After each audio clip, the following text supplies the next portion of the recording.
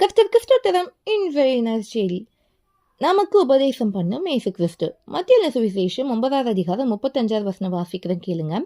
பின்பு இயேசு சகல பட்டணங்களையும் கிராமங்களையும் சுற்றி நடந்து ஜெப ஆலயங்களில் உபதேசித்து ராஜ்யத்தின் சுவிசேஷத்தை பிரசங்கித்து ஜனங்களுக்கு உண்டாயிருந்த சகல வியாதிகளையும் சகல நோய்களையும் நீக்கி அவர்களை சுஸ்தமாக்கினார். அப்போ இதுல பார்க்க வேண்டிய 3 காரியம்னா, ஃபர்ஸ்ட் கர்த்தர் ஜெப ஆலயங்களில் உபதேசம் பண்றாங்க, ராஜ்யத்தின் சுவிசேஷத்தை பிரசங்கிக்கிறாங்க, 3வது தான் வியாதி உள்ளவங்களை குணமாக்குறாங்க. சரியா? ஆனா இன்னைக்கு அநேகருக்கு வேதத்தை கேட்கணும், வேதத்தை தியானிக்கணும் பிடிக்கிறது இல்லை. ஆனா ஏசப்பாவே உபதேசிச்சிருக்காங்க. அப்படின்னா நம்மளும் உபதேசத்துக்கு செவி கொடுக்கணும். 2வது ராஜ்யத்தின் சுவிசேஷத்தை பிரசங்கம் பண்ணாங்க. பரலோக ராஜ்யம் இருக்கு, அது சமீபமா இருக்கு, அதற்கு நம்ம ஆயத்தமாகணும், நம்ம நினைவு கூறணும்.